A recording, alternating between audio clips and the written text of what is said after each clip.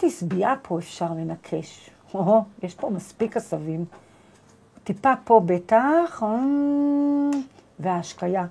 את ההשקיה גם צריך לסדר, ואני אוסיף קצת דשן. חוץ מזה אני חושבת שהציס הזה בסדר גמור.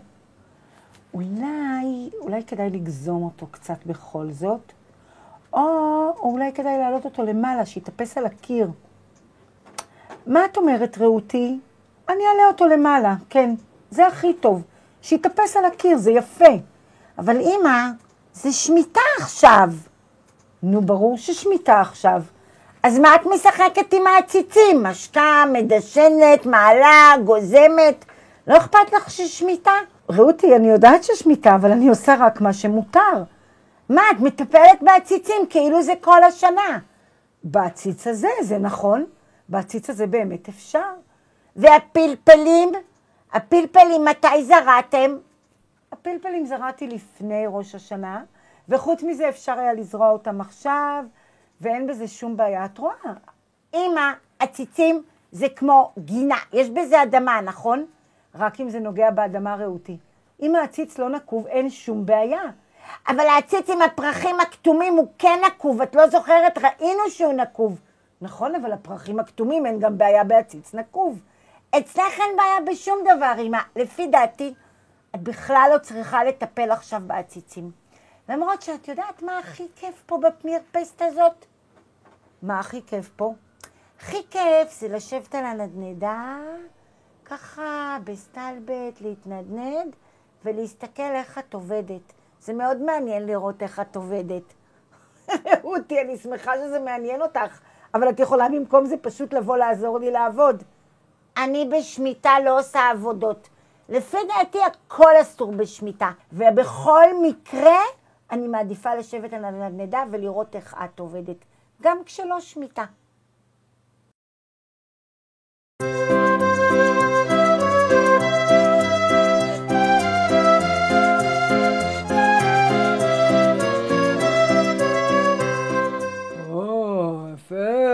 לקחת לך ענבים בלי עין הרע.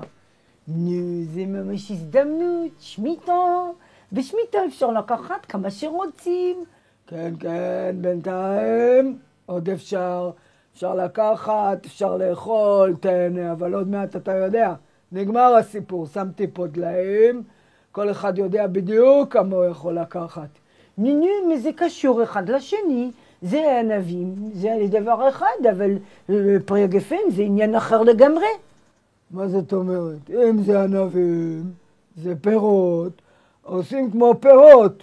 מתי שיש פירות על העץ לוקחים, מתי שאין מוגבל. בפירות זה ברור, בענבים זה ברור. שמיטה שנה שעברה חנתו פירות, עכשיו לוקחים במשורה, ככה בשביל כמה סעודות, כשנגמרים הפירות על העצים.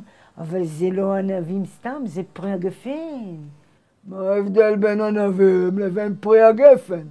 מה זאת אומרת מה ההבדל? זה פרי הגפן, זה אני עושה מזה יין. נו, יין לא צריך, כמה שרוצים לוקחים, כמה שרוצים עושים. אבל חביבי, כשנגמרים הפירות, נגמרים הפירות. נו בטח, כשנגמרים הפירות, נגמרים הפירות, אבל זה לא פירות, זה פרי הגפן. נו, ומה ההבדל בין זה לזה? אני לא מצליח להסביר לך. אני לוקח את זה ליין. אתה לוקח את זה ליין? נו, מה אתה רוצה להגיד בזה? לא צריך לבאר יין? לא, מבארים חמץ. למה לבאר יין? יעבור פסח, יעבור ט"ו בשבט, מה זה משנה? יין זה לא חמץ.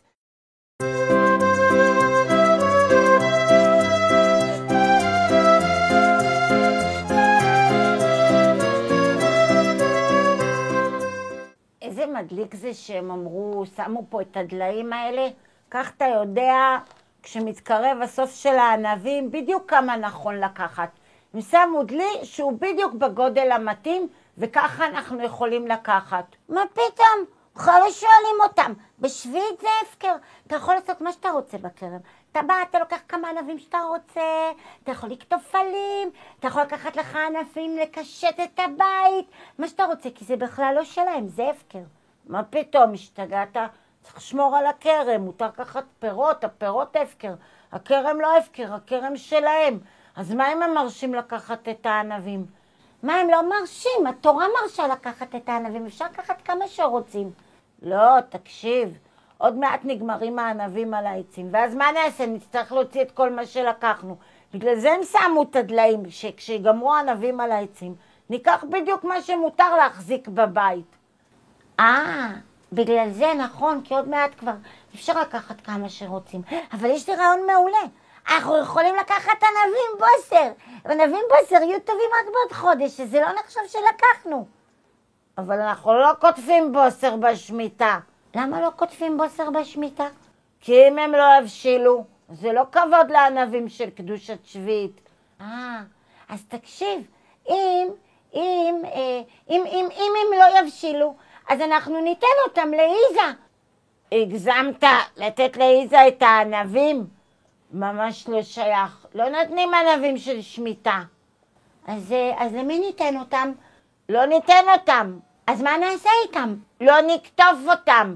כותבים לפי הדליים וגמרנו.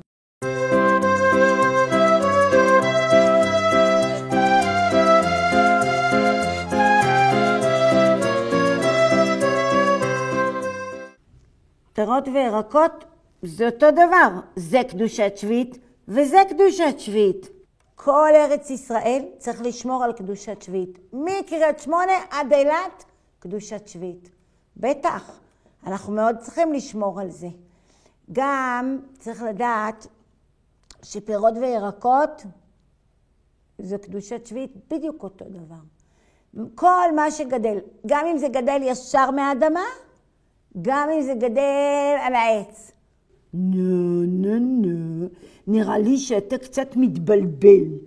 זה לא קדושת שביעית וקדושת שביעית. בטח שכן, שניהם קדושת שביעית. דודו, אני אומר לך שאנחנו למדנו את זה. זה וזה קדושת שביעית. אז זה בדיוק אותו דבר. זה נכון שגם בפירות יש קדושת שביעית, וגם בירקות יש קדושת שביעית. אבל יש הרבה הבדלים בין השניים. איזה הבדלים כבר יש? נו, תגיד אתה הבדלים. טוב, שהפירות הם בכלל לא בקדושת שביעית בשנת שמיטה. בגלל שהירקות הם בשנת שמיטה ופירות הם בכלל בשנה אחרת. לא, זה לא שנה אחרת. ההבדל ביניהם הוא שהפירות הולכים אחרי דבר אחד והירקות אחרי דבר אחר. אני לא מבין שום דבר.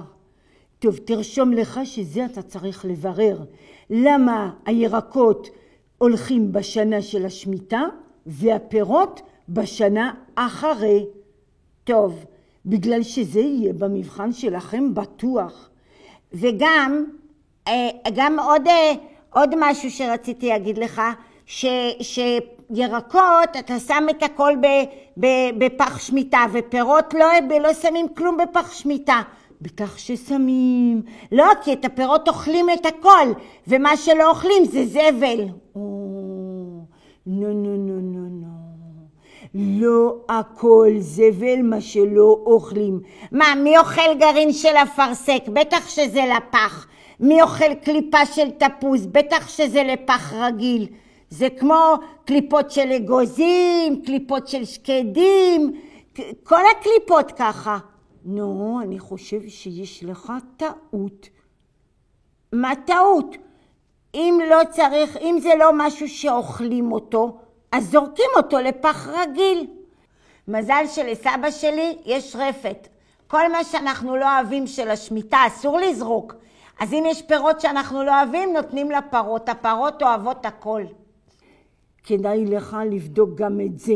אני חושש מאוד שהמבחן שלך לא מספיק מוכן אצלך.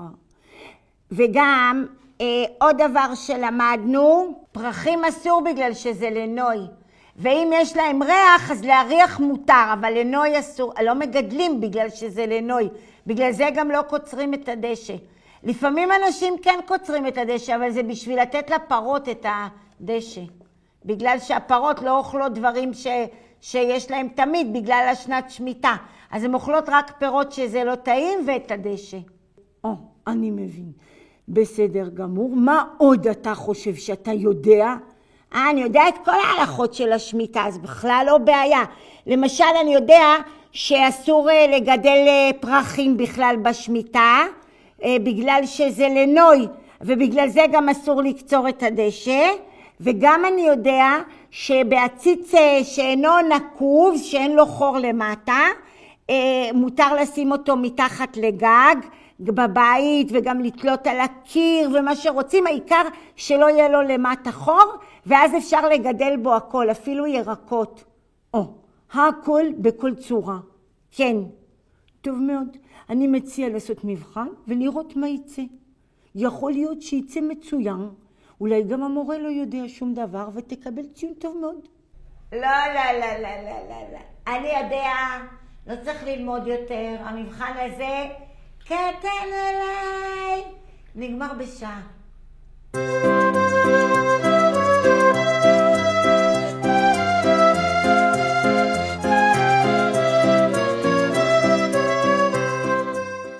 מכיר את ראובן? בטח שמכיר. תשמע סיפור. בא אליי ראובן, מבקש הלוואה. נו, ראובן מבקש לפעמים הלוואה, אבל מה? הוא בחור טוב ראובן, מחזיר תמיד. כן, בטח מחזיר, גם לי יחזיר, יותר מפעם אחת. כל פעם שהוא מבקש, אני נותן לו. נו, אז מה הסיפור? הפעם הוא בא, מבקש הלוואה ל-15 חודשים. נו, בטח צריך הלוואה גדולה או קצת לחוץ. כן, חבוב, אבל אני לא יכול להלוות ל-15 חודשים. מה, בגלל הזמן הארוך? לא בגלל שזה הרבה זמן, בגלל שהוא לא יחזיר בכלל. איך הוא יחזיר לי? תגיד, איך הוא יחזיר לי הלוואה שמתחילה היום, נגמרת בעוד 15 חודשים? אני אומר לך, ראובן רציני, אף פעם לא קרה לי שהוא לא יחזיר. גם לי לא. אז למה אתה אומר שהוא לא יחזיר? בגלל השמיטה. מה, אתה חושב ששמיטה זה סיבה בשביל ראובן לא להחזיר הלוואה? חבוב, לא מחזירים הלוואות אחרי שמיטה, זה נשמט. אתה מבין? זה כמו מלפפונים, רק מה המלפפונים עולים 5 שקל, והלוואה שלא נדע, הוא רצה הלוואה גדולה. לא יכול, מה, מיליונר? מאיפה אני אביא לו? זה לא צדקה. בא אחד, מבקש צדקה, אתה נותן לו כמה שאתה יכול. הלוואה אני נותן בשמחה, גם הלוואה גדולה אם יש לי, אם אני מכיר את הבן אדם שהוא מחזיר, נותן. מה, לא יהודים אנחנו? בטח. אבל לא לפני שמיטה. אני לא מבין מה הבעיה. נראה לי לא הגיוני, מה, לא מלווים לפני שמיטה? לא יודע מה להגיד לך, אבל אני לא יכול. אז מה עושים בבנקים? בבנקים גונבים כמו תמיד, מה הבעיה שלהם? לא יודע, נראה לי מוזר. עכשיו, מה, שמואל, איך הוא יסתדר בלי הלוואה? מה הוא יעשה? לא יודע מה להגיד לך, אבל אני לא יכול. שאלת את הרב מה לעשות? האמת לא חשבתי על זה. מה אפשר לעשות? האם אסור? כאילו אם אסור לגבות אחר כך אסור לגבות. ואני לא יכול בלי לגבות. אולי כדאי לשאול את הרב בכל זאת. אני בטוח שאנחנו לא הראשונים שנתקלו בשאלה.